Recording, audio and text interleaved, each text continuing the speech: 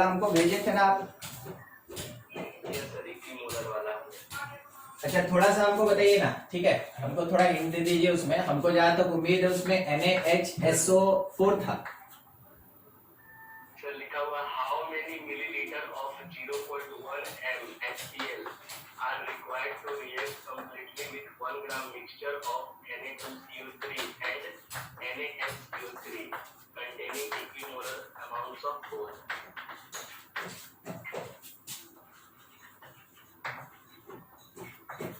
Equimolar, देखिए सबसे पहला चीज ना कि ये दोनों सब्सटेंस जो है ये इक्विमोलर अमाउंट में है, ऊपर वाला कुछ नहीं है, ठीक है, ये तो है ही नहीं, आप जैसा बताएं। सबसे पहला चीज कि ये दोनों सब्सटेंस जो है ये मिक्सचर इसका 1 ग्राम का है और ये इक्विमोलर है। इक्विमोलर का मतलब क्या हुआ, इसका मतलब हुआ सेम नंबर ऑफ मोल्स, ठीक है, या इक्वल नंबर ऑफ मोल्स, ठीक है, इक्वल या सेम नंबर ऑफ मोल्स। कहने का मतलब नंबर ऑफ मोल्स किसका, Na2CO3 का किसके साथ इक्वल होगा, नंबर ऑफ मोल्स NaHCO3 के साथ इक्वल होगा। सबसे पहले इस वर्ड का यही मीनिंग होगा, ठीक है, इस वर्ड का ये मीनिंग होगा। अब आगे देखा जाए 1 ग्राम इन दोनों का मिला के मिक्सचर है, तो आप मान लीजिए कि late x gram of Na2CO3, ठीक है, Na2CO3 प्रेजेंट, मान लीजिए जैसे इसका x ग्राम प्रेजेंट है। अगर इसका x ग्राम प्रेजेंट है तो थोड़ा सोच के बताइएगा हमको यहां से कि इसका नंबर ऑफ मोल्स कितना हम लिखे Na2CO3 का, यस, ठीक है, x ग्राम अज्यूम किए तो डिवीजन में क्या आएगा, इसका मोलर मास आएगा। मोलर मास कितना होगा 46 और इसका हो गया कितना 12 और ऑक्सीजन का 48, तो 60 मींस 106, ठीक है। अच्छा नंबर ऑफ मोल्स अब हमको चाहिए NaHCO3 का, तो फॉर्मेट आपको शायद समझ में आया कि टोटल मिला के 1 ग्राम था, x ग्राम Na2CO3 है, तो NaHCO3 कितना होगा 1 माइनस x बाई, इसके लिए देख लिए हम लोग तो 23, फिर उसके बाद ये तो 60 हो ही जाएगा, 60 और 24 तो 84 होगा ना, 84, ठीक है। मोलर मास निकाल लेना, अपना कैलकुलेशन है। देखिए ये हो गया दोनों का नंबर ऑफ मोल्स। अब दोनों का नंबर ऑफ मोल्स आप यहाँ पे छोड़ दीजिए, अगर दोनों का नंबर ऑफ मोल्स बराबर है, जैसे इसको देख रहे हैं ना बराबर है, तो वहां से सॉल्व करके x निकलेगा, बस वही काम करना। तो हमको ये पता कि x by 106 that is equals to कितना 1 माइनस एक्स बाई 84। थोड़ा सॉल्व किया जाए तो किससे 2 से लेके चलते हैं 53, ठीक है, फिर 2 से मेरे पास कितना 42, मल्टीप्लाई कर लीजिए 42x that is equals to 53 minus 53x, x वाला टर्म एक तरफ, तो आप लिख सकते हैं ऐड करके कितना हो जाएगा 95x इज 53, तो x का वैल्यू आया 53 बाई 95 ग्राम। समझ में आया ना, 1 ग्राम में से 53 बाई 95 ग्राम कौन है Na2CO3, इसका, हाँ इसका मास निकल गया। अब वैसे ही आप मास निकाल सकते हैं, ठीक है, मास ऑफ NaHCO3, ठीक है, कितना हो जाएगा, तो ये हो जाएगा 1 माइनस एक्स 53 बाई 95, तो इसको सॉल्व करके कितना मिलता है 2 और 4 42 बाई 95 ग्राम। दोनों का मास मिल गया, मेन काम यही था मास निकालना। जैसे मास निकल गया अब आगे का प्रोसीजर देखिए क्या करना है, ठीक है, मास निकल गया, हो गया लगभग 0.1 मोलर एसिड है और इन दोनों का कैरेक्टर कैसा होगा बेसिक, तो जब एसिड और बेस को मिलाएंगे उस टाइम में न्यूट्रलाइजेशन होगा, तो आपको यूज क्या करना है वो देखिए NaVa is equals to NbVb, ठीक है, NaVa is equals to NbVb, कौन सा नॉर्मेलिटी वाला इक्वेशन, नॉर्मेलिटी इक्वेशन। इसमें एसिड के लिए आप यूज करें तो 0.1 मोलर है और इसका चार्ज 1 यूनिट, तो नॉर्मेलिटी भी 0.1 होगा। इसका वॉल्यूम हमको कैलकुलेट करना है, किसका वॉल्यूम HCl का, ये नहीं बोला था find volume of 0.1 molar HCl, ये चाहिए। अब इधर वाला क्या है, थोड़ा इसको आप समझे, इधर वाला क्या है, ठीक है, तो आपको नॉर्मेलिटी के लिए फॉर्मूला बताया गया था, अगर आपको याद हो तो, that is equals to gram equivalent by volume, पढ़े थे ना हम लोग, normality number of gram equivalent by volume, तो अगर नॉर्मेलिटी और वॉल्यूम मल्टीप्लाइड होगा तो क्या कैलकुलेट होगा? Gram equivalent. ग्राम इक्विवेलेंट तो आपको ये पता चला कि NbVb that is equals to the gram equivalent of Na2CO3 plus gram equivalent of NaHCO3। बस ये कॉन्सेप्ट समझना था यहाँ। अच्छा, ऐसा क्यों? क्योंकि देखिए दोनों बेसिक कैरेक्टर का है ना, कार्बोनेट लगा है दोनों में, दोनों बेसिक कैरेक्टर का। तो ओवरऑल जो बेस का ग्राम इक्विवेलेंट होगा वो Na2CO3 के ग्राम इक्विवेलेंट और NaHCO3 के ग्राम इक्विवेलेंट के सम के बराबर होगा। आप पहले इस लाइन को समझे, आंसर बस यहीं पे आने वाला है। ठीक है, क्लियर हुआ रवि? ठीक। अब इसके बेसिस पे देखिए ग्राम इक्विवेलेंट Na2CO3 का निकालने का क्या फार्मूला पढ़े थे? ग्राम इक्विवेलेंट का ठीक है, given mass by equivalent mass. तो हम ऐसे बोले मोलर मास और यहाँ पे चार्ज। ठीक है, ठीक है। तो ये किसके लिए हुआ? Na2CO3 के लिए प्लस गिवन मास। ठीक है, 1 1 यहाँ पे 1 यहाँ पे 2 फिर उसके बाद 2 बाई मोलर मास ये 2। अब इसमें से आपके पास देखिए, ध्यान से देखिएगा, ये वाला मेरे पास Na2CO3 का मास है W1 मिल गया, इसका मोलर मास हम जानते हैं कि क्या होगा। दूसरा ये जो पार्ट है ये चार्ज है, कोई बताएगा Na2CO3 पे कितना चार्ज है? -2। बस कैलकुलेट क्या करना है देखते चलिए। ठीक है, खत्म किया जाए उसको। 0.1 into volume that is equals to, इसका मास अपने पास था 53/95, 53/95 इंटू इसका मोलर मास Na2CO3 का मोलर मास 106 उसके साथ में इस पे चार्ज कितना है Na2CO3 पे 2, ये Na2CO3 का हो गया। अब NaHCO3 का उसका मास कितना है 42/95, 42/95 उसका मोलर मास कितना है 84। ठीक है, 84 और उस पे चार्ज कितना है 1। NaHCO3 पे चार्ज 1 है, ध्यान रखिएगा। NaHCO3 ये ऐसे टूटेगा, Na प्लस और HCO3 माइनस में टूटेगा। ठीक है, तो इस पे चार्ज कितना है 1 यूनिट का चार्ज है। इस कारण से यहाँ N2 जो है ना चार्ज दिखा है ये 1 रहेगा। आप इस पूरे इक्वेशन को सॉल्व करके यहाँ से वॉल्यूम निकाल लीजिए, वो आपका आंसर है। ठीक है, हाँ। और किसी का कोई डाउट है? और किसी को अगर किसी स्टेप में डाउट है तो पूछ लीजिए। देखिए क्वेश्चन ऐसा ही आपके पास मिलने का बहुत चांस रहता है, जिसमें कि बहुत शॉर्टकट में आपको डेटा दिया रहता है और आपको उसको सॉल्व करना होता है। ये जो वर्ड दे दिया ना इक्विमोलर और मिक्सचर, उसके कारण यहां से लेके यहां तक सॉल्व करना पड़ गया। उसके बाद बाकी काम हुआ कि इसका वॉल्यूम निकालना है हम लोग को, इसका वॉल्यूम निकालना, उसके बाद इतने में ही काम हो गया।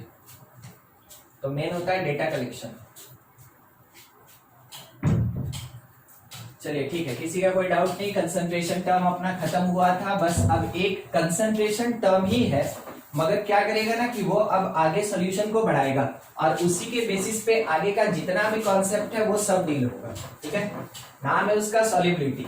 और सॉल्युबिलिटी एक ऐसा टर्म है जिसमें कि सॉल्यूट का कंपैरिजन होता है सॉल्वेंट के साथ।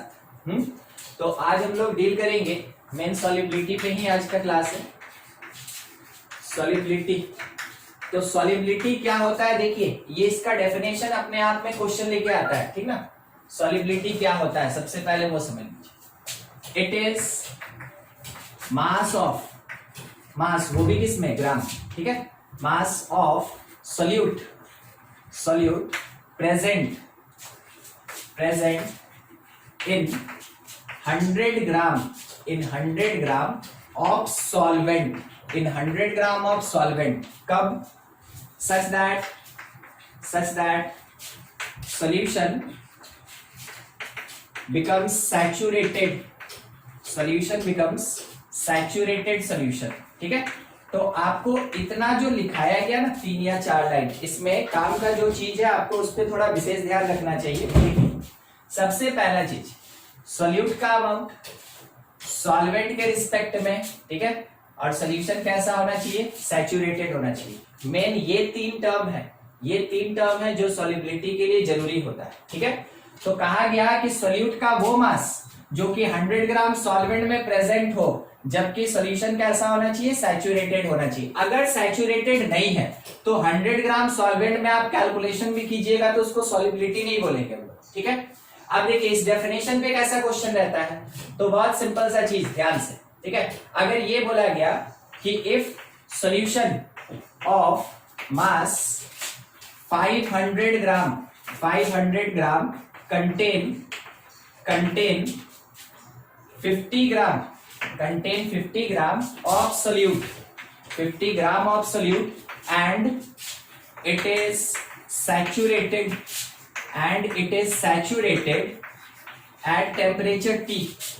at temperature T, किसी एक फिक्स टेम्परेचर, कांस्टेंट टेम्परेचर पे। तो बोला गया फाइंड सॉल्युबिलिटी, सिंपल सा चीज, फाइंड सॉल्युबिलिटी, क्या होगा सॉल्युबिलिटी, ठीक है।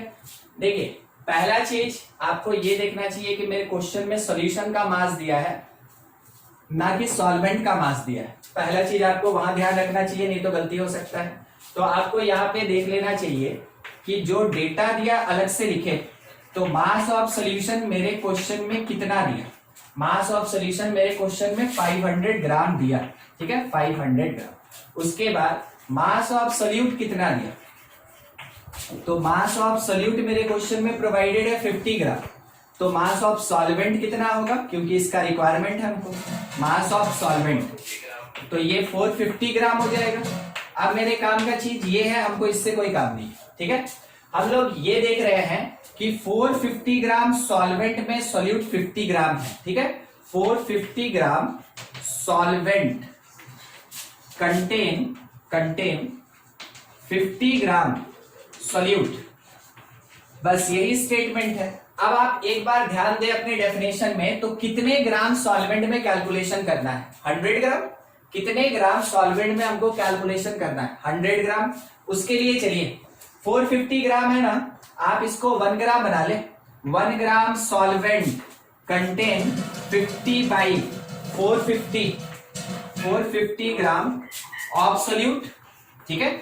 अब लास्ट बात कि हमको कैलकुलेशन 100 में निकालना है, तो 100 gram solvent contain 50 by 450 multiplied by 100 gram of solute. अब देखिए आप इसको जब कैलकुलेट कीजिएगा तो आपके पास आएगा सॉल्युबिलिटी, क्योंकि सॉल्यूशन पहले ही बोल दिया गया है कि टी टेम्परेचर पे सैचुरेटेड है, टी टेम्परेचर पे ये सैचुरेटेड है। तो 100 ग्राम में कितना सोल्यूट का अमाउंट होगा, that is called the solubility. आप इसको सॉल्व किए और फाइनली हमको जहां तक उम्मीद है कि आप सॉल्युबिलिटी निकाल चुके। देखिए 11.1 है ना, 11.1। अब कोई यूनिट बता सकता है क्या, यूनिट क्या लिखे हम, कोई यूनिट नहीं है ना, मगर आप जरूर इसको ऐसे लिखेंगे। देखिए 11.1 ग्राम पर 100 ग्राम ऑफ सॉल्वेंट, ठीक है। ये चीज आपको लिखना है, क्योंकि यूनिट नहीं होगा, ऊपर ग्राम नीचे ग्राम कैंसिल हो गया, यूनिट लेस हो गया। मगर आपको ये बताना होगा कि सॉल्युबिलिटी का कैलकुलेशन आप किए हैं तो कितने अमाउंट में किए, ठीक है। तो आप 100 ग्राम सॉल्वेंट के रिस्पेक्ट में 11.1 ग्राम निकाले, तो ये कहलाया सॉल्युबिलिटी। आप बिल्कुल वही चीज निकाले यहाँ पे, it is the mass of solute, कितना 11.1 ग्राम, कितने सॉल्वेंट में, 100 ग्राम में, कौन से सॉल्यूशन में, सैचुरेटेड सॉल्यूशन। क्या कहलाया, वो सॉल्युबिलिटी कहलाया। क्या आपको इसको लास्ट वाला टर्म देखिए, क्या आपको कोई फॉर्मूला मिला, क्या यहां से कोई फॉर्मूला मिला कि अगर हम सॉल्युबिलिटी के लिए कोई फॉर्मूला लिखना चाहें तो क्या लिखें, देखिए। हाँ ठीक है, वही चीज था, mass of solute, mass of solvent, मगर ये 100 होना चाहिए, तो यहाँ पे 100 आपको डालना पड़ेगा, ठीक है। तो आप ले सकते हैं mass of solute, mass of solute by mass of solvent multiplied by 100। क्या ऐसा टर्म आप किसी दूसरे कंसंट्रेशन टर्म में देखे हैं,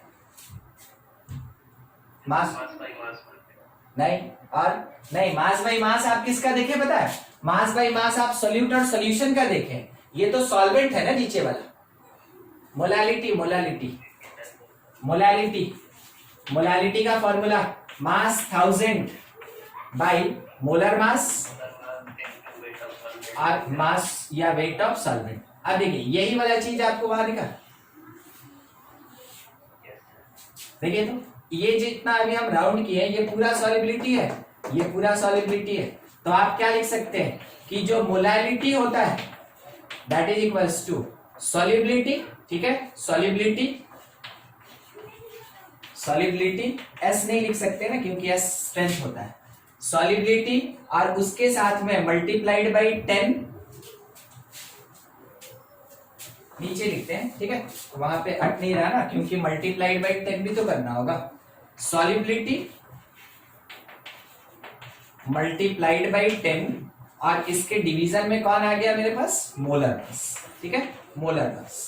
अब ये हुआ मोलैलिटी के साथ सॉलिबिलिटी का रिलेशन।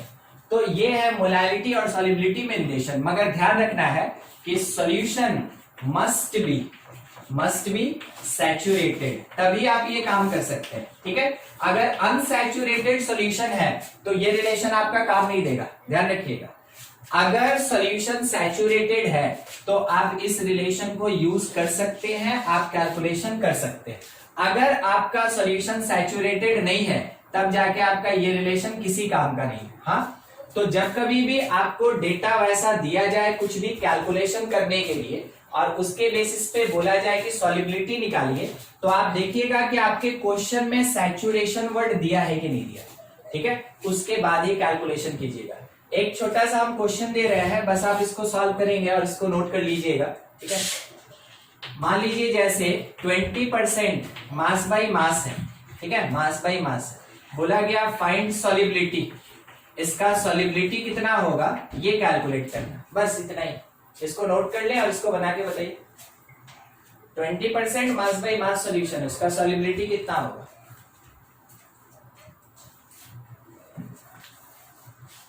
Yes sir, हो गया 25 ग्राम पर 100 ग्राम सॉल्वेंट। हाँ, अगर मान ले रहे बन जाए अभी तो आंसर दे देना है, ठीक है।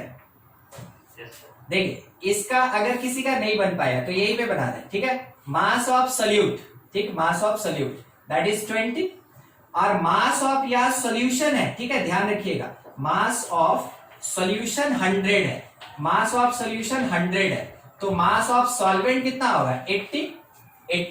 अब देखिए ये मिला कितना हम लोग को, हम लोग सीधा फॉर्मूला पे जाएंगे ना, सीधा फॉर्मूला पे जाएंगे। देखिए मास ऑफ सॉल्यूट मिला 20, सॉल्वेंट कितना मिला 80, इट इज 1/4, 20/80 1/4 मल्टीप्लाइड बाई 100 कितना आया 25, तो 25 ग्राम पर 100 gram of solvent.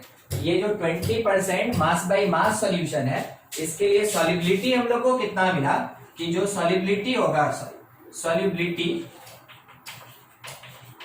That is 25 ग्राम पर 100 ग्राम, ठीक है, 25 ग्राम पर 100 ग्राम ऑफ सॉल्वेंट। देखिए किसी को कुछ डाउट है तो आप पूछ ले, सॉलिबिलिटी काफी जरूरी चीज है और ये पूछा भी जाता है। देखिए एक क्वेश्चन इसी के बेसिस पे दूसरे कंसंट्रेशन टर्म के साथ, if molarity of solution is 3.2, ठीक है, 3.2 molar, 3.2 molar with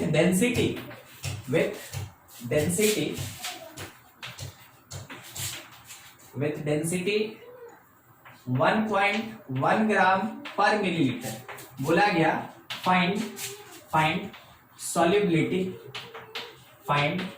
solubility of aqueous solution of KOH।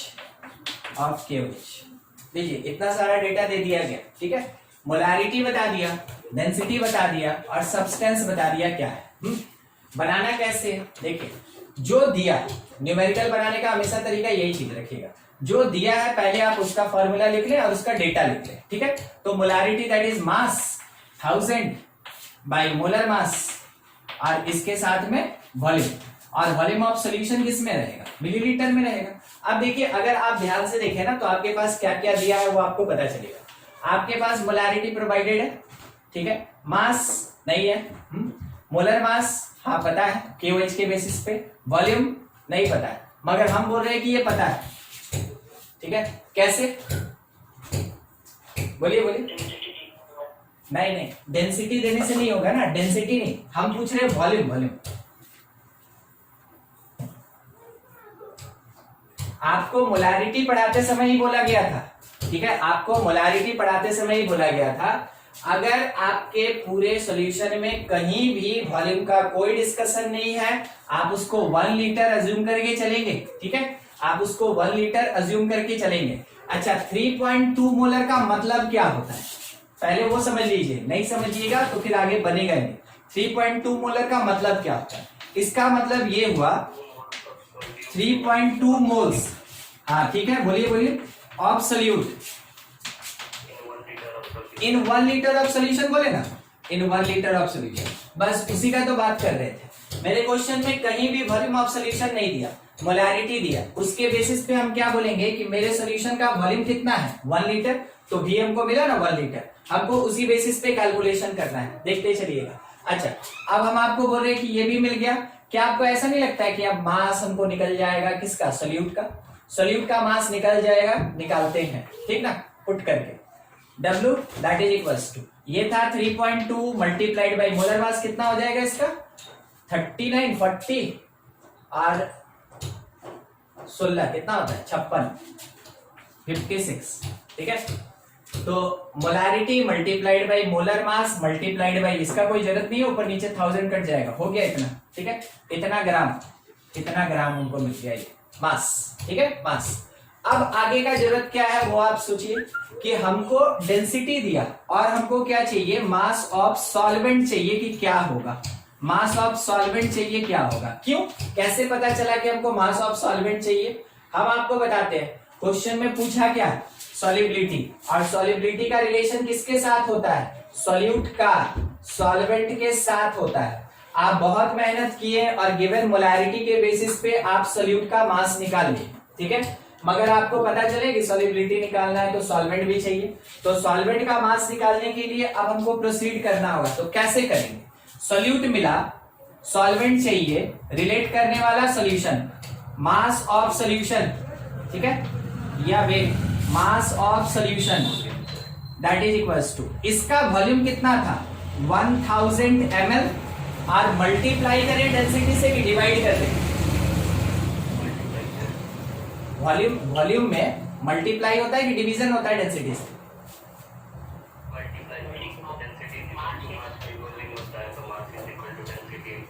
हाँ ठीक, 1.1 से मल्टीप्लाई कर दी, ये कितना मिला हमको 1100, ठीक है, 1100 ग्राम, ठीक, ये मिला मास ऑफ सॉल्यूशन।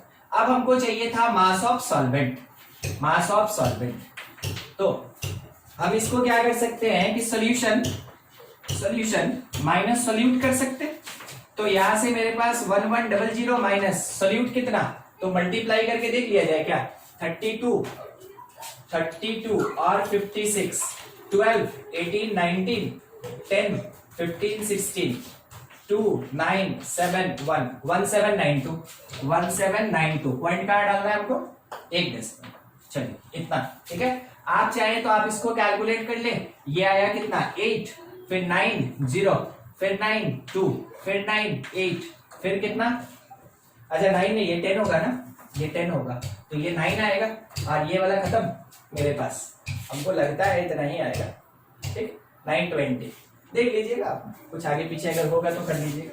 इतना मिल गया हम लोग को सॉल्वेंट। अब फाइनली हमको चाहिए था सॉल्युबिलिटी, क्या फॉर्मूला लगाएंगे हम लोग, तो solubility that is equals to the mass of solute in gram by mass of solvent in gram, और इसके साथ मल्टीप्लाइड बाय 100, क्योंकि पर 100 कैलकुलेट करना।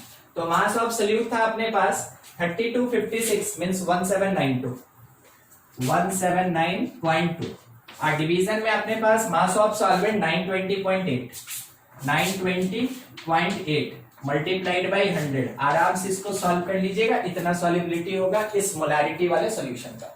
तो हो सकता है ना कि कुछ भी दे दे, आपके पास कोई एक कंसंट्रेशन टर्म दिया हो और एडिशनल डेटा दिया रहेगा जिसके बेसिस पे आप कैलकुलेट कर सके। तो पहला काम क्या होता है ना कि आपके पास जो गिवन है उससे आप जो डेटा निकाल सकते हैं निकाल लीजिए, जिसका रिक्वायरमेंट है उतना ही निकालिए, फालतू का निकाल के फायदा नहीं है। और बाद में जो आपको रिक्वायरमेंट है उसके हिसाब से आप कैलकुलेशन कर ले, क्योंकि आपके पास रिक्वायरमेंट तो फील हो ही जाएगा। जैसे पूछेगा फाइंड, तो फाइंड अगर बोलेगा तो हाँ भाई हमको वही कैलकुलेट करना। तो आपको ये पता चला सोल्यूट और सॉल्वेंट का मास चाहिए, निकालिए, अब जुगाड़ कीजिए और कैलकुलेट कीजिए, आ जाएगा। सॉल्व कीजिए इसको, ठीक है, जल्दी जल्दी।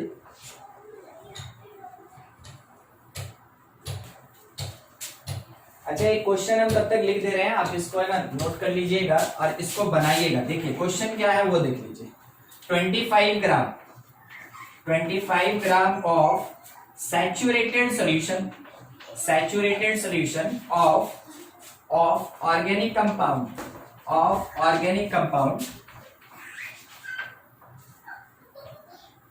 is evaporated till dryness.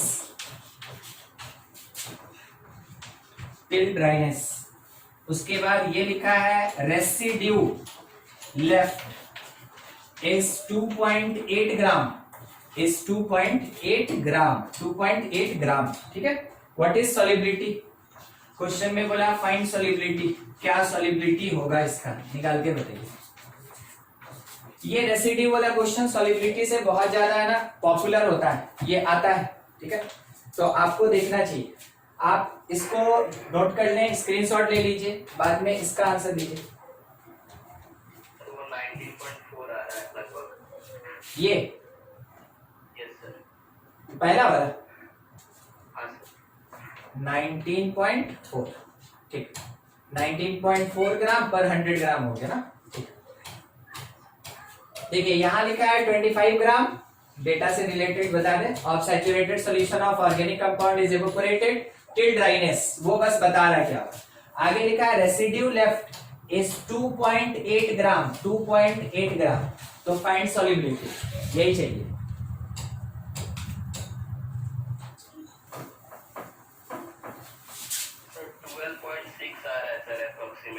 अच्छा, अप्रोक्सीमेटली 12.6 आ रहा है, ठीक ठीक। देखिए जिसका बन गया बहुत बढ़िया, ठीक है। जिसका नहीं हो पाया है ना, थोड़ा समझने का कोशिश कीजिएगा। न्यूमेरिकल्स होता है ना, तो अपने से देखिए कि वहां पे हो क्या रहा है, जब आप उसको समझिएगा उसके बाद ही कैलकुलेशन कर पाइएगा। देखिए 25 ग्राम सैचुरेटेड सोल्यूशन, तो आपको ऐसा नहीं लग रहा है कि वहां पे हमको मास ऑफ सोल्यूशन दे दिया, तो mass of solution that is 25 ग्राम। आगे ये बोला गया evaporated till dryness, residue left is 2.8 gram, residue बचेगा। अगर सॉल्यूशन में सॉल्यूट और सॉल्वेंट मिला और इसका इवेपोरेशन अगर हुआ, तो उसमें ये जाएगा, ये बैठा रहेगा। सॉल्यूट हमेशा बैठा रहता है, रेसिड्यू किसका होता है, सॉल्यूट का होता है, सॉल्वेंट का कभी रेसिड्यू नहीं होता है, ठीक है। तो आपको पता चला वहां रेसिड्यू का जो भी मास दिया है that is the mass of solute, that is the mass of solute. कितना है 2.8 ग्राम, 2.8 ग्राम।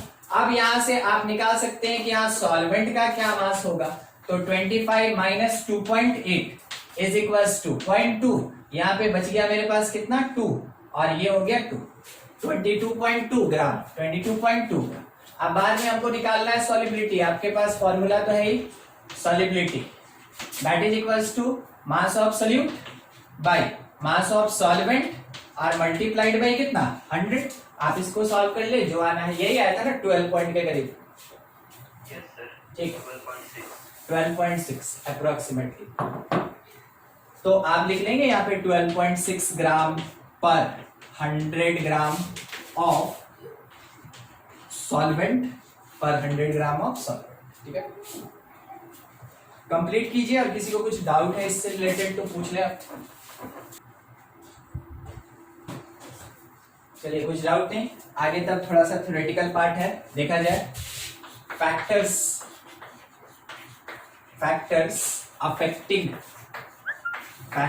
अफेक्टिंग सॉल्युबिलिटी को अफेक्ट करने वाला कौन कौन सा फैक्टर्स है। तो पहले तो हम बात कर रहे हैं, ठीक है, सबसे पहला हम बात कर रहे हैं solution of solid and liquid का, ठीक है। सॉलिड और लिक्विड में, सॉलिड और लिक्विड में। तो सॉलिड मेरा सॉल्यूट और लिक्विड यहाँ पे कौन, सॉल्वेंट। हम सबसे पहले उस पे बात करते हैं, उसके बाद आगे देखा जाएगा।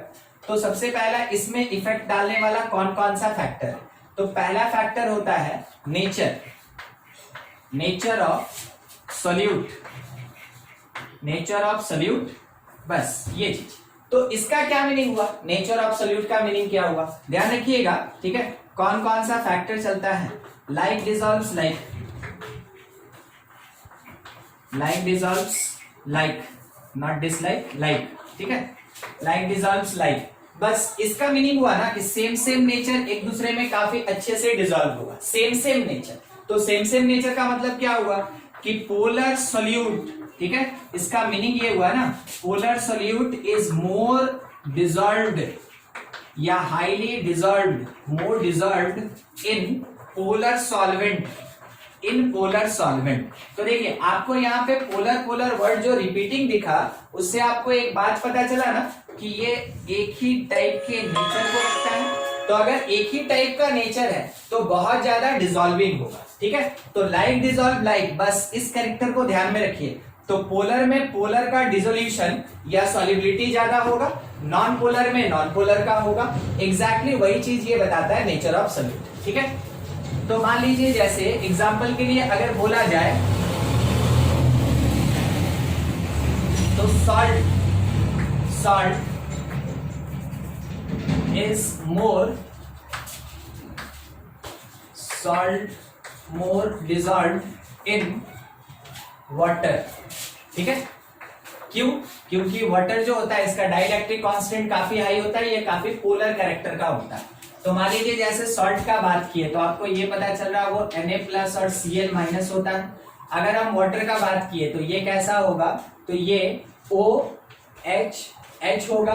आपको ये पता है इसके ऊपर प्लस डेल्टा होता है, इसके ऊपर माइनस डेल्टा होता है, जिसको हम लोग क्या बोलते थे, डाइपोल मोमेंट, ठीक है। डाइपोल मोमेंट के लिए हम लोग जो डाइपोल्स क्रिएट करते थे, डाइपोल्स क्रिएट करते थे, पोलर बॉन्ड बनता था, बिल्कुल उसी कॉन्सेप्ट से। तो क्योंकि इन दोनों पे चार्ज है तो एक दूसरे को अट्रैक्ट कर सकता है, इस कारण से ये ज्यादा इसके अंदर डिसॉल्व होगा। अब दूसरा कैरेक्टर देखिए, मान लीजिए जैसे NaCl है तो Na+ और Cl- होगा। अगर इसमें हम बेंजीन डाल दिए तो बेंजीन हम डाल दिए, ऐसे करके बेंजीन डाल दिए, ठीक है। हर जगह H निकला है, हर जगह H निकला है, जैसे कि H2O में, मगर क्या वो H पोलर कैरेक्टर का है, इसके जैसा इसके ऊपर चार्ज है नहीं, ठीक है। तो यहाँ पे एक चार्ज पार्ट जिसको इलेक्ट्रॉन चाहिए, ठीक है, वो चाहिए, वो खींच रहा है या ढकेल रहा है, कुछ एक काम कर रहा है, और ये कुछ नहीं कर रहा है, ये कोवेलेंट बॉन्ड बनाने के चक्कर में बैठा हुआ है। तो दोनों का नेचर तो एक जैसा है नहीं, तो दोस्ती होगा नहीं। इसका मतलब क्या है, यहाँ पे लेस सॉल्युबिलिटी, यहाँ पे सॉल्युबिलिटी क्या हो जाएगा, कम हो जाएगा। बस उसी फैक्ट को समझा रहे थे कि अगर सेम सेम नेचर का रहता है तो काम कैसे करेगा। देखिए ये आयनिक बना सकता है और ये पोलर होता है, तो दोनों कैरेक्टर सेम। अब ये चाहता है आयनिक बॉन्ड बनाए, ये चाहता है नहीं पूरा का पूरा कोवेलेंट बॉन्ड बनाए। अब दोनों में से किसी का कैरेक्टर फुलफिल नहीं हो पा रहा है, किसी का नीड फुलफिल नहीं हो पा रहा है, तो यहाँ बॉन्ड नहीं बन रहा है। अगर बॉन्ड नहीं बन रहा है इसका मतलब सॉल्युबिलिटी नहीं हो रहा है, क्योंकि सॉल्युबिलिटी का मीनिंग समझिएगा। मान लीजिए जैसे कि एक कंटेनर है, ठीक है, और इसमें पूरा पानी डाल के रखे हैं, भर दिए हैं इसको यहाँ तक, और इसके अंदर क्या किया ना कि NaCl डाले, वो NaCl चुपचाप यहाँ जाके बैठ गया, वो NaCl चुपचाप यहाँ नीचे जाके बैठ गया। क्या बोलिएगा, मेरा नमक जो है वो पानी में घुल गया, हाँ कि ना?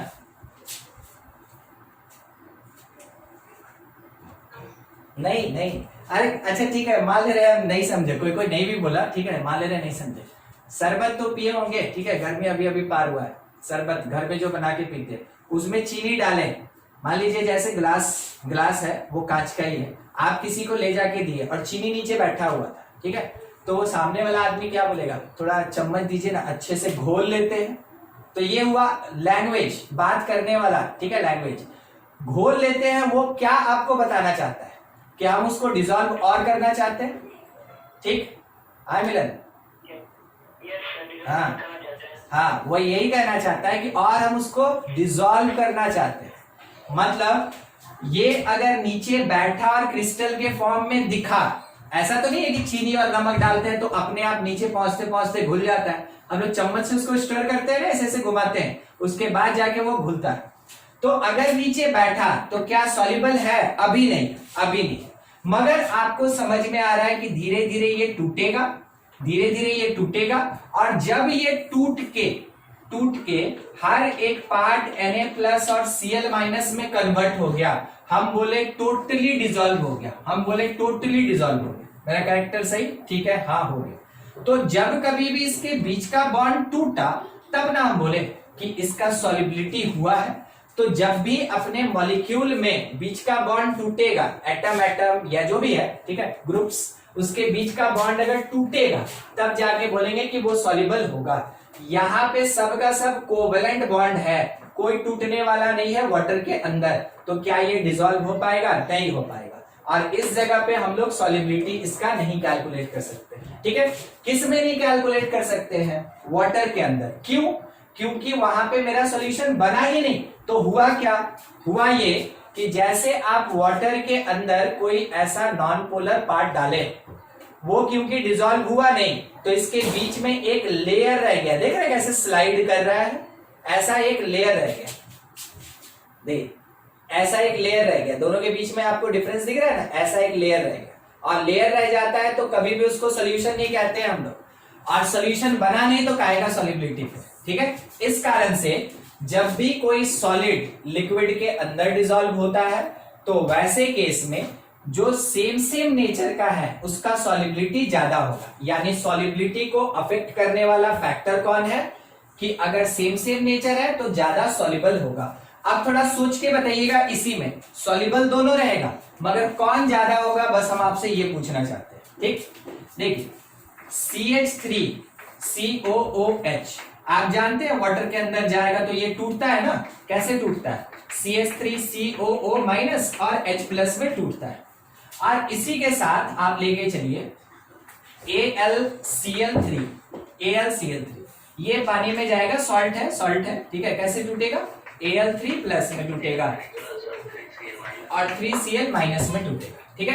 क्या किए कि दो कंटेनर रखे, दो कंटेनर, दोनों में वाटर था, ठीक है, वाटर एज सॉल्वेंट, दोनों में वाटर था एज सॉल्वेंट। एक में इसको डाल दिए, एक में इसको डाल दिए, बताइए तो कौन ज्यादा डिसॉल्व होगा? ज्यादा डिसॉल्व मतलब वाटर को हम 100 ग्राम ही रखें, वाटर दोनों जगह 100 ग्राम है। अब इसका कुछ ग्राम आके डिसॉल्व होगा, इसका कुछ ग्राम आके डिसॉल्व होगा, that is called the solubility, क्योंकि सैचुरेशन तक तो वो डिसॉल्व होता रहेगा। तो किसका अमाउंट आपको लगता है देख के कि ज्यादा होगा? ये नेचर वाला बात है, जिसमें H+ होगा, यही ना, ठीक। और कोई मतलब फर्स्ट वाला ना, और कोई? देखिए कॉन्सेप्चुअल क्वेश्चन ऐसे ही पूछेगा, उसमें आपको कोई डेटा नहीं देगा कि आप उसमें न्यूमेरिकल बनाएं, आपको बस यहाँ का जो कॉन्सेप्ट बता रहे थे उसी के बेसिस पे इसका आंसर देना था। अच्छा ठीक है, चलिए कोई बात नहीं, बाकी और कोई आंसर नहीं दे रहा है। रवि CH3COH एसिड है? ठीक है, वीक एसिड है कि स्ट्रॉन्ग है? वीक है, यानी क्या 100% डिसोसिएशन होता है? नहीं होता। 100% डिसोसिएशन नहीं हुआ इसका मतलब ये H+ उतने काम का नहीं है ना। अगर 100% डिसोसिएशन नहीं हुआ इसका मतलब H+ उतने काम का नहीं है। चलिए वहीं रुकते हैं। सेकंड वाला कौन? सॉल्ट। सॉल्ट में कोई वीक सॉल्ट कोई स्ट्रॉन्ग सॉल्ट होता है कि सब सेम सॉल्ट होता है? सब सेम होता है। सॉल्ट हमेशा 100% डिसॉल्व होता है, 100% डिसोसिएट होता है ना, ठीक है। सॉल्ट के केस में अल्फा आने का कोई चांस ही नहीं होता है, मगर इसमें अल्फा आएगा, और अल्फा आएगा तो 1 से कम ही रहेगा, और नहीं तो बहुत हद तक 1 होगा, मगर इससे ज्यादा तो नहीं होगा। तो मैक्सिमम डिसॉल्विंग किसका? इस सॉल्ट का, ठीक है। ये ज्यादा डिसॉल्व होगा और ये थोड़ा सा ये लेस सॉल्युबल होगा, इसके कंपैरिजन में ये कम सॉल्युबल होगा। इसको हम अकेले तो कम और ज्यादा बोल ही नहीं सकते, ठीक है। मगर ये इसमें डिसॉल्व हुआ, ये वाटर में डिसॉल्व हुआ। अब हमसे पूछा कि किसका अमाउंट ज्यादा होगा इन 100 ग्राम ऑफ वाटर, किसका सॉल्युबिलिटी ज्यादा होगा इन 100 ग्राम ऑफ वाटर। तो वैसे केस में आपको नेचर देखना है कि ठीक है टूटेगा, मगर अल्फा अप्रोक्सीमेटली क्या होता है, जो हम पहले पढ़ रखे हैं उसके अकॉर्डिंग इसको वीक कहते हैं और इसको स्ट्रॉन्ग कहते हैं। इसीलिए कहते हैं क्योंकि ये 100% डिसोसिएट होता है। इसका मतलब इसका डिसोल्यूशन मोर होगा, ठीक है, मोर सॉलिबिलिटी किसका, AlCl3 का, AlCl3 का। समझ में आया? कॉन्सेप्चुअल क्वेश्चन आपसे ऐसे ही पूछेगा। न्यूमेरिकल के लिए तो आप देख ही रहे हैं कि हाँ किस तरीके से पूछ सकता है, सारा चीज आपको बताया जा रहा है, मगर कॉन्सेप्चुअल क्वेश्चन इसी तरीके से पूछेगा, ठीक है, उसके लिए तैयार है। तो अभी तक हम लोग एक टाइप का सॉल्यूशन देखे, सॉलिड इन लिक्विड, और उसमें नेचर ऑफ सॉल्यूट पे डिस्कशन कर रहे थे। आप इसको नोट कर ले, फिर अगले पार्ट पे बढ़ते हैं। कुछ डाउट है तो पूछ लीजिए, बस उसी पे डिस्कशन। देखिए बी नंबर पे बात कर रहे हैं, effect of temperature. Effect of temperature क्या होता है? देखिए टेम्परेचर के कारण दो चीज होगा, क्या क्या होगा, कैसे होगा। सॉल्यूट को सॉल्वेंट के साथ मिलाएं, ठीक है, उसको थोड़ा सा हीट भी दिए और तब जाके वो सॉल्यूशन बनाया, इसको क्या बोलेगा, एक्सो की एंडो। ये एंडो, क्योंकि जो मेरा रिएक्टेंट साइड है वो हीट एब्जॉर्ब कर रहा है, अगर वो हीट एब्जॉर्ब कर रहा है तो वैसे केस में हम बोलेंगे कि ये एंडोथर्मिक है। ये पूरा प्रोसेस एंडोथर्मिक प्रोसेस या रिएक्शन, क्योंकि यहाँ पे रिएक्शन नहीं हो रहा है, हम तो प्रोसेस करवा रहे हैं ना, तो ये एंडोथर्मिक प्रोसेस है, मान लीजिए ऐसा। अच्छा, अगर इसी में इफ टेम्परेचर इंक्रीजेस, अगर टेम्परेचर इंक्रीज करे तो सोचिए क्या होगा, मेरे रिएक्टेंट साइड का इफेक्ट बढ़ जाएगा, अगर रिएक्टेंट साइड का इफेक्ट बढ़ गया तो according to Le Chatelier principal पूरा रिएक्शन फॉरवर्ड मूव करेगा। अगर इधर हीट है और आप हीट या टेम्परेचर बढ़ा रहे हैं तो रिएक्शन भागेगा दूसरी तरफ, यानी सॉल्यूशन की तरफ, मतलब ज्यादा से ज्यादा सॉल्यूट और सॉल्वेंट डिसॉल्व होगा और सॉल्यूशन प्रोड्यूस करेगा। तो इफ टेम्परेचर इंक्रीजेस, कॉज भी लिख देते हैं, then effect in reactant side increase करेगा, ठीक है। And according to 11th class में आप पढ़े हैं ली चैटेलियर प्रिंसिपल, किसमें, केमिकल इक्विलिब्रियम में, according to Le Chatelier principal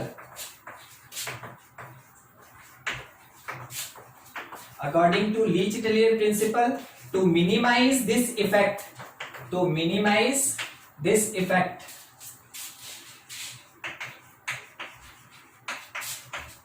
it moves forward, और forward का मतलब that is more solution obtained, ज्यादा से ज्यादा सॉल्यूशन मिला। अगर ज्यादा से ज्यादा सॉल्यूशन मिला इसका मतलब सॉल्यूट का सॉल्वेंट के अंदर डिसॉल्विंग हुआ, काफी ज्यादा डिसॉल्व हुआ, ठीक है, बस वही बात यहाँ पे बोला जा रहा है, ठीक है, समझना है आपको इस चीज को। दूसरा अब इतना लिखाना हमको जरूरी नहीं है कि अगर टेम्परेचर हम डिक्रीज करें तो क्या होगा, इसके अपोजिट प्रोसेस होगा, ठीक है, तो हर चीज जरूरी नहीं है। आप एक बात समझ गए, उसके उल्टा हुआ तो आप भी उल्टा चल दीजिए, ठीक है। और अगर कुछ एक्स्ट्रा केस बनेगा तो बताया जाएगा, जरूर बताया जाएगा। देखिए अगला ले रहे हैं, सॉल्यूट है, इसको सॉल्वेंट के अंदर डालें, तो क्या किया कि ये सॉल्यूशन तो बनाया और साथ ही साथ कुछ हीट जनरेट किया। अब जाके हम इसका नाम क्या दे दें, ये एक्सोथर्मिक प्रोसेस होगा। अच्छा, एक्सोथर्मिक प्रोसेस जो होता है उसमें जो एंथैल्पी ऑफ रिएक्शन ये पॉजिटिव होता है कि नेगेटिव होता है? Negative sir. अच्छा नेगेटिव, यानी लेस देन 0। हीट निकल रहा है ना, क्या हो रहा है कि सॉल्यूशन बन रहा है और हीट निकल रहा है, वैसे केस में ये क्या होगा, नेगेटिव। अच्छा, एंडो में क्या हुआ, हीट एब्जॉर्ब हुआ। जब भी हीट एब्जॉर्ब्ड बाय सिस्टम होता है, थर्मोडायनेमिक का कॉन्सेप्ट, जब भी हीट एब्जॉर्ब्ड बाय सिस्टम होता है वो पॉजिटिव होता है, जब हीट रिलीज्ड बाय सिस्टम होता है वो नेगेटिव होता है, ठीक है। तो यहाँ पे एंडो में क्योंकि हीट एब्जॉर्ब हुआ तो enthalpy of reaction that will be greater than 0 यानी पॉजिटिव होगा। ठीक है, अब एक्सोथर्मिक में सोच के देखिए, अगर मेरा टेम्परेचर इंक्रीज कर दिया जाए तो बोलिए सॉलिबिलिटी बढ़ेगा कि घटेगा? घटेगा सर। तो वैसे केस में जो सॉलिबिलिटी है, सॉलिबिलिटी, ठीक है, ये मेरा डिक्रीज कर जाएगा। ठीक है, टेम्परेचर बढ़ा, सॉलिबिलिटी घट गया। दूसरा बात कि अगर हम टेम्परेचर को डिक्रीज कर दिए तो ऑब्वियस सी बात है, जैसा अभी बोले थे हम आपको कि ज्यादा कुछ एक्स्ट्रा नहीं होना है, बस उल्टा हो जाएगा। ये क्या होगा? बढ़ जाएगा। कोई एग्जांपल आप दे सकते हैं एक्सोथर्मिक प्रोसेस का? जब टेम्परेचर बढ़ाते हैं तो सॉलिबिलिटी घट जाता है।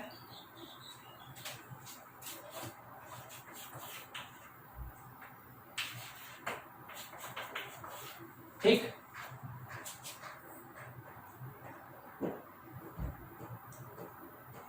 ये क्या है?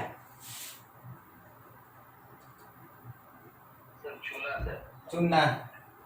पानी में डालते हैं तो देखें वो बाहर निकलता है, वो हीट बाहर निकलता है। ठीक है, उसके बाद एक और है ना कि आप अगर Na2CO3 को भी डालेंगे तो यही काम होगा। Na2CO3 को भी डालिएगा तो यही होगा। ठीक है, थोड़ा गर्म हो जाता है, आप समझ रहे हैं? ये सोडा ये थोड़ा गर्म हो ही जाता है, ये काम करता है। हाँ, क्या बोले? HCl डालिएगा तो बात थोड़ा बिगड़ भी सकता है ना। ठीक है, तो छोड़िए, मत डालिए। हाँ, इसको मत डालिए। अच्छा, इसका एंडो का एग्जाम्पल कोई भी?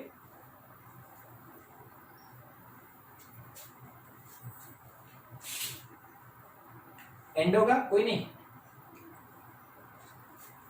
देखिए, आप डालें शुगर या सॉल्ट, ठीक है, या फिर अमोनिया, ये सब इन वाटर, ये सब का सब एंडो होता है, टेम्परेचर कम कर देता है। आप कभी ये देख लीजिएगा, मान ले रहे हैं जैसे ना कि शुगर को डालिए पानी में और उसको घोलिए, पानी का टेम्परेचर थोड़ा कम हो जाता है। इसलिए कम हो जाता है क्योंकि वो हीट को क्या करता है ना, एब्जॉर्ब कर लेता है, हीट को एब्जॉर्ब कर लेता है, सॉल्यूशन अंदर खींच लिया। तो शुगर का सॉल्यूशन, सॉल्ट का सॉल्यूशन, NH3 का सॉल्यूशन जब वाटर में आप देखिएगा तो वो हमेशा कैसा होगा? एंडोथर्मिक प्रोसेस होता है। ठीक, और बाकी तो एक्सो के लिए आप देख रहे हैं कि हाँ क्या हो सकता है। तो आपको पता चल गया कि जब टेम्परेचर बढ़ाया घटाया जाता है तो कुछ क्या इफेक्ट ये डालता है, वही चीज यहाँ लिखा हुआ है, नोट कर लिए आप इसको। वैसे आप है ना, अगर कभी भी इसका बात करते हैं, इसका, तो उसमें आप चाहे तो HNO3 भी डाल सकते हैं, वो वैसा होगा। ठीक, नोट कर ले, बस ये सब है क्या, थ्योरेटिकल आएगा, थ्योरेटिकल।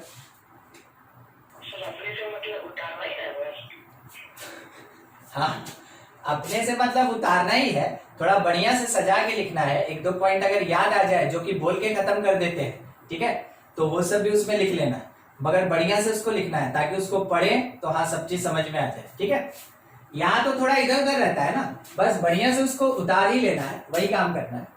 थर्ड, तीसरे नंबर पे effect of pressure, effect of pressure. तो देखिए, हम लोग बात कर रहे थे किसके ऊपर? हम लोग बात कर रहे थे सॉल्यूशन ऑफ, हम लोग बात कर रहे थे इस पे, solution of solid in liquid, solid in liquid, इस सॉल्यूशन पे हम लोग बात कर रहे थे। ठीक है, ना तो सॉलिड के ऊपर ना लिक्विड के ऊपर। ठीक है, प्रेशर का कोई इफेक्ट नहीं होता है। तो आप ये मेंशन कर सकते हैं कि जो सॉलिड एंड लिक्विड, ठीक है, solid and liquid, solid and liquid both are incompressible. दोनों कैसा होता है? इनकम्प्रेसिबल होता है। ठीक, तो अगर ये कंप्रेस नहीं हो सकता है, हेंस आप ये कहेंगे no effect, hence no effect on solution. ठीक है, इसलिए सॉल्यूशन के सॉलिबिलिटी पे कोई इफेक्ट नहीं होता है, ये इनकम्प्रेसिबल होता है। हाँ, hence no effect on solution. इसका मतलब क्या हुआ कि अगर कोई एक सॉलिड सॉल्यूट है जिसको लिक्विड सॉल्वेंट में मिलाया गया, ये सॉल्यूशन बनाया, ये सॉल्यूशन बनाया। अब हम क्या कर रहे हैं, इस पूरे कंटेनर का जो प्रेशर है, इस पूरे कंटेनर का जो प्रेशर है, इसको हम इंक्रीज करें या फिर इस प्रेशर को हम डिक्रीज करें, इसके सॉलिबिलिटी पे कोई इफेक्ट नहीं होगा। No effect on solubility, no effect on solubility, solubility पे कोई इफेक्ट नहीं पड़ने वाला। ठीक है, यानी कि प्रेशर का क्या इस टाइप के सॉल्यूशन पे कोई इफेक्ट होता है? नहीं होता है। ठीक है, तो ये 3 पार्ट अभी तक हम लोग पढ़े। पहला था नेचर, दूसरा हम लोग पढ़ लिए टेम्परेचर, और तीसरा हम लोग अभी अभी देखे प्रेशर। तो प्रेशर का तो कोई इफेक्ट नहीं पड़ने वाला, इसका कोई डिस्कशन ही नहीं है। इसका अच्छा खासा डिस्कशन है, और इसमें सिंपल लाइक टू लाइक आपको देखना है। ठीक है, सेम नेचर रहेगा तो वो डिसॉल्व होगा जाता है। ये 3 पार्ट होता है, 3 फैक्टर ऐसा होता है जिस पे डिस्कशन बनता है।